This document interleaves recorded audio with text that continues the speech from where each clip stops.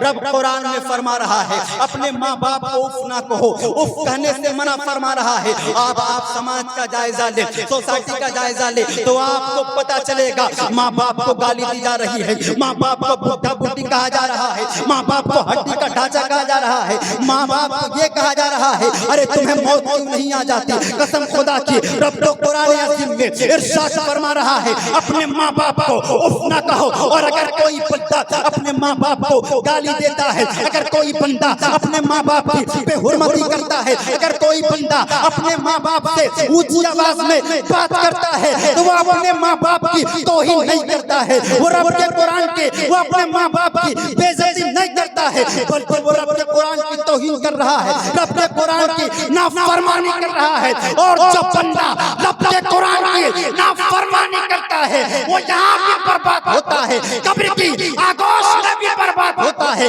तो जब माँ बाप पुकारे तो ना कहो, उनकी खिदमत करो, उन्हें राजी कर लो। अगर माँ बाप राजी होंगे तो रब भी राजी होगा, और जब रब राजी होगा तो फिर सब। और किसी शायर ने नक्शा खींचा है माँ के हवाले से कि मौत की आगोश में जब थक के सो जाती है माँ, मौत की आगोश में जब थक के सो जाती है माँ, तब कहीं जाके थोड़ा सा सुकून पाती है माँ।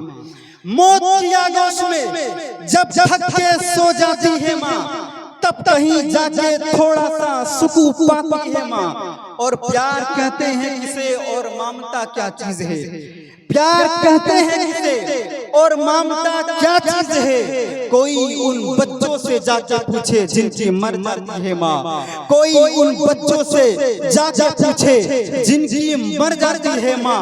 और माँ की दुआ में क्या तासीर है, माँ की दुआ में क्या पावर है, इसी को देखकर एक शायर ने नक्शा खींचा कि हमारे कुछ गुनाहों की सजा साथ चलती है, हमारे कुछ गुनाहों की सजा साथ चलती है। अब मैं तन्हा नहीं चलता, दवा भी साथ चलती है। हमारे कुछ गुनाहों की सजा साथ चलती है। अब मैं तन्हा नहीं चलता, दवा भी साथ चलती है। अभी जिंदा है माँ मेरी, मुझे कुछ भी नहीं होगा। अभी जिंदा है माँ मेरी, मुझे कुछ नहीं होगा। घर से जब निकलता हूँ दुआ, घर से जब निकलता हूँ दुआ भी साथ चलती है। अभी जिंदा है माँ मेरी, मुझे कुछ नहीं होगा। घर से जब निकलता हूँ दुआ भी साथ चलती है। अच्छा, आप इसाले सवाब की महफिले पाक पर बैठे और आप यहाँ किसी से पूछा जाए कि आप कितना खुश हैं, तो सब बिला साख्ता पुकार उठेंगे कि आज मैं बहुत खुश हूँ।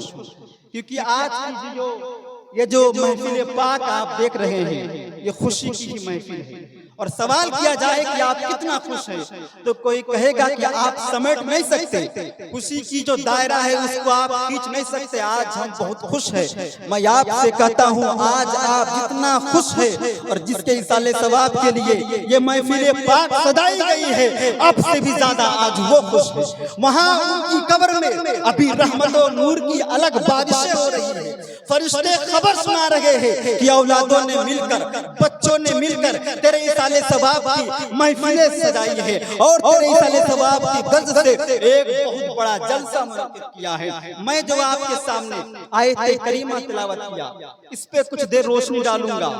वबिल वालिदैन ihsana, रब इरशाद फरमा रहा है कुरान अज़ीम, वबिल वालिदैन ihsana, कि अपने माँ बाप के साथ भलाई से पेश आओ, अपने माँ बाप के साथ हुस्ने सुलूक से पेश आओ। मुफस्सिरीन कराम ने जब इस पे रोशनी डाली और कलम उठाए तो लिखते हैं इस आयत करीमा का मकसद यही है कि माँ बाप की ताज़ीम की जाए। इस आयत करीमा का मतलब यही है कि माँ बाप को जो इज्जतें देनी चाहिए, माँ बाप का जो मकाम है वो दिया जाए। इको बिल्कुल कम कर दे, थोड़ा सा इको रखे, जो माँ बाप का मकाम है वो दिया जाए। और इसी आखिर में, इसी आयत के आखिर में रब इरशाद फरमा रहा है अपने माँ बाप को उफ ना कहो, यानी माँ बाप में से कोई भी बुढ़ापे की उम्र में पहुंच गए, उन दोनों में से किसी को इसको भी अगर आप पाते हैं तो उन्हें उफ ना कहे, ये रब फरमा रहा है। और ये लफ्ज उफ आप इसको बड़ा आसान लफ्ज समझते होंगे, ये लफ्ज उफ आप इसको बड़ा हल्का लफ्ज समझते होंगे। आपने देखा होगा अगर आप किसी को कोई काम करने के लिए कहते हैं, उसको करने का दिल नहीं है तो वो अपनी जुबान से लफ्ज उफ निकाल देता है। आपने देखा होगा अगर आपने अपनी बेटी को पानी लाने के लिए कहा, वो पानी ला सकती है लेकिन उसको लाने का दिल नहीं है, जी नहीं कर रहा है कि मैं अपने बाप को पानी दूं, तो उसकी जुबान से लफ्ज उफ निकल रहा है। अगर आपने अपने बेटे को कहा बेटा मुझे ठंडा पानी दो, बेटा क्या कहता है अब्बा किसी और से मंगा लो, उफ मैं ही मिला था। इसी लफ्ज उफ के बारे में, इसी लफ्ज उफ के बारे में रब कुरान में फरमा रहा है अपने माँ बाप को उफ ना कहो, उफ कहने से मना फरमा रहा है। आप समाज का जायजा ले, सोसाइटी का जायजा ले तो आपको पता चलेगा माँ बाप को गाली दी जा रही है, माँ बाप को बुढ़ा बुढ़ी कहा जा रहा है, माँ बाप को हड्डी का ढांचा कहा जा रहा है, माँ बाप को ये कहा जा रहा है अरे तुम्हें मौत क्यों नहीं आ जाती। कसम खुदा की रब तो कुरान अज़ीम में इरशाद फरमा रहा है अपने माँ बाप को उफ ना कहो। और अगर कोई बंदा अपने माँ बाप को गाली देता है, अगर कोई बंदा अपने माँ बाप की बेहुरमती करता है, अगर कोई बंदा अपने माँ बाप से ऊंची आवाज में बात करता है तो वो अपने माँ बाप की तौहीन नहीं करता है, वो रब के कुरान के वो अपने माँ बाप की बेइज्जती नहीं करता है, बल्कि वो रब के कुरान की तौहीन कर रहा है, रब के कुरान की नाफरमानी कर रहा है। और जब बंदा रब के कुरान की नाफरमानी करता है वो यहाँ भी बर्बाद होता है, कब्र की आगोश में भी बर्बाद होता है। तो जब माँ बाप पुकारे तो उफ ना कहो, उनकी खिदमत करो, उन्हें राजी कर लो। अगर माँ बाप राजी होंगे तो रब भी राजी होगा, और जब रब राजी होगा तो फिर सब। क्या कहने, वाह। इको बिल्कुल कम कर दे आप, इको बिल्कुल कम कर दे। तो यही लफ्ज उफ जो कुरान में कहा उफ ना कहो, बड़ा आसान लफ्ज समझते होंगे आप लफ्ज उफ को, बड़ा हल्का लफ्ज समझते होंगे, लेकिन इसी लफ्ज उफ की बिना पर जब एक बंदे की पकड़ की गई, जब एक बंदे को पकड़ा गया, जब मैदान महशर में उसके नामाए अमाल तोले गए, जब उसकी नेकियां मीज़ान अमल पर रखी गई, जब उसकी नेकियां मीज़ान अमल पर रखी गई और तोला गया, तो क्या देखा जा रहा है उसके पास रोजे बहुत है, उसके पास नमाज बहुत है, उसके पास नेकियां बहुत है, उसके पास सवाब बहुत है। अब रब की जानिब से हुक्म होता है फरिश्तों अदल के बुनियाद पर, इंसाफ के बुनियाद पर, इसके पास नेकी बहुत है, इसके पास नमाज बहुत है, इसके पास रोजे बहुत है, फरिश्तों इसे पकड़ो और पकड़ने के बाद जन्नत की जानिब ले जाओ, जन्नत का दूल्हा बनाओ, जन्नत की जानिब दाखिला करवाओ। अब जन्नत के फरिश्ते आते हैं, जन्नत के फरिश्ते आने के बाद इस बंदे को पकड़ते हैं और पकड़ने के बाद जो ही जन्नत की जानिब लेकर जाते हैं, इतने में देखा जा रहा है आसमान से कागज का टुकड़ा आता है, वो टुकड़ा आते आते गुनाह के पल्ले में गिर जाता है। जो ही वो कागज का टुकड़ा गुनाह के पल्ले में गिरा है, रब के जानिब से हुक्म होता है, रब के जानिब से निदा दी जाती है फरिश्तों ठहरो ठहरो, फरिश्तों ठहरो, मीज़ान अमल में कुछ तब्दीली हुई है, मीज़ान अमल में कुछ तब्दीली हुई है, मीज़ान अमल में कुछ मीज़ान अमल में कुछ तब्दीली की गई है। ये अपनी नेकियों की बुनियाद पर, अपने सवाब की बुनियाद पर, अपने रोजे की बुनियाद पर, अपनी नमाज की बुनियाद पर, अपने खैरात के बुनियाद पर ये इसकी नेकियां ज्यादा थी, इसी बिना पर ये जन्नत का हकदार था। लेकिन देखा जा रहा है अब इसकी नेकियां कम हो गई है, गुनाह ज्यादा हो गए हैं, नेकियां कम हो गई है, गुनाह ज्यादा हो गए हैं। इतने में जहन्नम के फरिश्ते आते हैं, जो ही जहन्नम के फरिश्ते आते हैं इसको पकड़ते हैं और पकड़ने के बाद इसको घसीटते हैं और घसीटते हुए जहन्नम की जानिब जब लेकर जा रहे थे तो ये बंदा खड़ा हो जाता है और अर्ज करता है मालिक आखिर बता तो सही मेरी खता क्या है,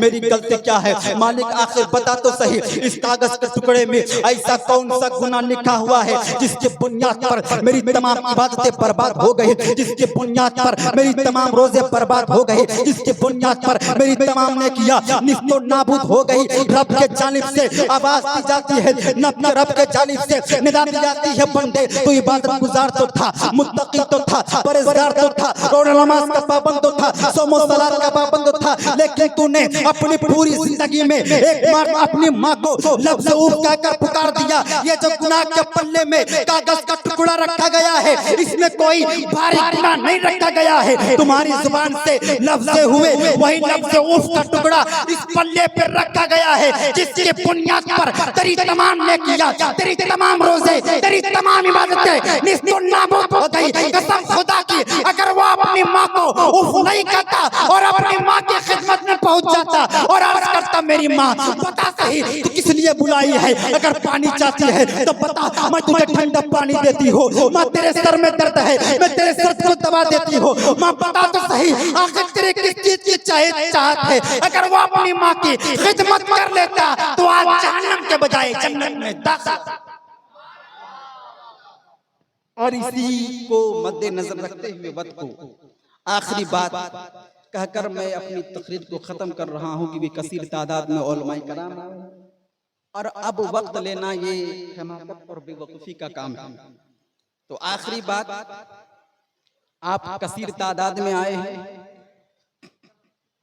समाज का आप जायजा लेंगे तो आपको पता चलेगा ये महफिल पाक जो है बाप के इसाले सवाब की गर्ज से सजाई गई, लेकिन आज माँ बाप के साथ जो सलूक और जो रवैया किया जा रहा है समाज में, जानवर से भी बदतर सलूक हो गया है।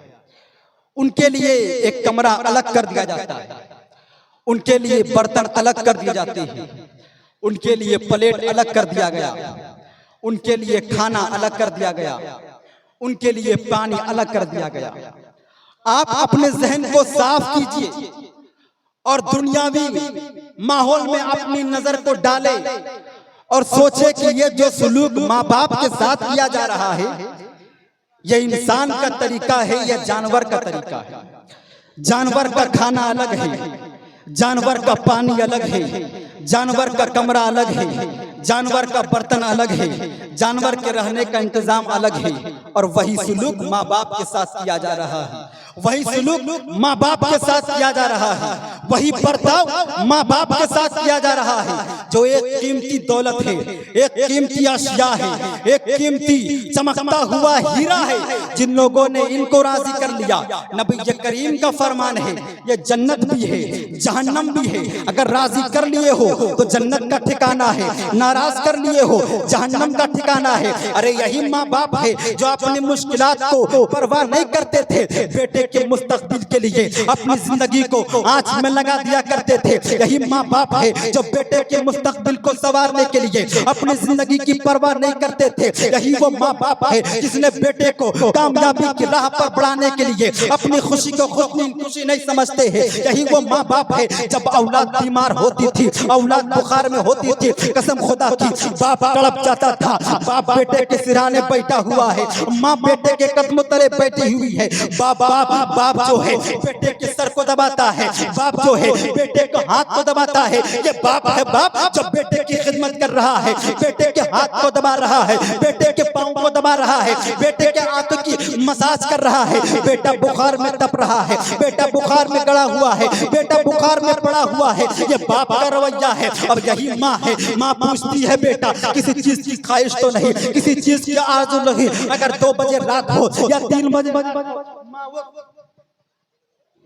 अगर 2 बजे रात हो या 3 बजे रात हो, माँ क्या बात है बेटे के खाने के लिए। माँ खाना पका रही है क्योंकि बेटा बीमार है, बेटा तड़प रहा है, बेटा सिसकियाँ ले रहा है। आप मुलाज़ा फरमाइए, ये माँ बाप है जो तड़प जाते हैं बेटे की मोहब्बत पर, बिलख जाते हैं बेटे की मोहब्बत पर। अब इसका अंदाजा लगाइए, यही माँ बाप जब बीमार होते हैं कोई देखने नहीं जाता, कोई सलाम करने नहीं जाता। अरे कसम खुदा की माँ बाप के बदन से बदबू आती है। कई दिनों तक माँ बाप नहाते नहीं है, पूछा जाता आप नहाते क्यों नहीं है, वो कहते हैं गर्मी बहुत तेज है, बदन खुजलाता है, जी जो करता है नहाऊं, लेकिन कोई करीब नहीं आता क्योंकि बदन से बदबू आती है। कोई करीब नहीं आता, बदन महकता है। ये माँ बाप है जो नहाने के लिए तड़प जाते हैं, ये माँ बाप है जो पानी के लिए तड़प जाते हैं, ये माँ बाप है जो दवाई की पुर्जियां रखते हैं। हिम्मत नहीं होती है कि बेटे को कहे बेटा मुझको दवाई चाहिए, बेटे को कहे